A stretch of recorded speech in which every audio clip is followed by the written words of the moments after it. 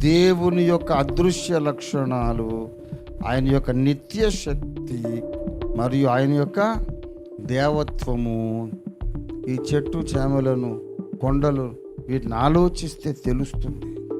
అంటే దీన్ని ఏమంటారంటే ప్రకృతి ద్వారా దొరుకుతున్న దేవుని గూర్చిన జ్ఞానం. దీన్ని ప్రకృతి వేదము అన్నారు. దేవుని గూర్చిన జ్ఞానాన్ని ఇచ్చేది వేదం. ప్రకృతి ద్వారా నీకు దేవుని గురించి జ్ఞానం వస్తుందని బైబిల్ చెబుతుంది కనుక దీన్ని మనం ఏమంటాము? ప్రకృతి వేదం. అంటే ఆ చెట్టులో దేవుడు ఉన్నాడని కాదు, దాని గురించి ఆలోచించినప్పుడు నీకు ఈ చెట్టును చేసిన దేవుడు అర్థమవుతాడు. దేవునికి స్తోత్రం కలుగును గాక. హల్లెలూయా. తర్వాత మనోవేదము. వారి తలంపులు ఒకదాని మీద ఒకటి తప్పు మోపుచుండగను, లేక తప్పు లేదని చెప్పుచుండగను, ధర్మశాస్త్రపు సారము తమ హృదయముల మీద రాయబడి ఉన్నట్లు చూపుచున్నారు. ఇది మనోవేదము అంటారు.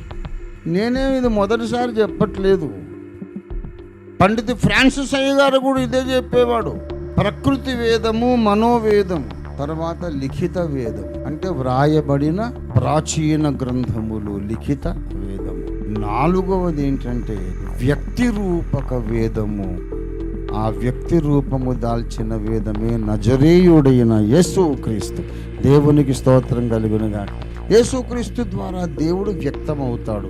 ప్రాచీన గ్రంథాల ద్వారా దేవుడు వ్యక్తమవుతాడు. ఈ ప్రకృతి ద్వారా దేవుడు మనకు అర్థమవుతాడు. మన మనస్సునే మధించినప్పుడు దేవుడు మనకు అర్థమవుతాడు. ఏ రకంగా చెబితేనే ఆ శిలువమూర్తి చెంతకు ఒక మనిషిని నడిపించటమే కదా మన జీవిత పరమార్థం.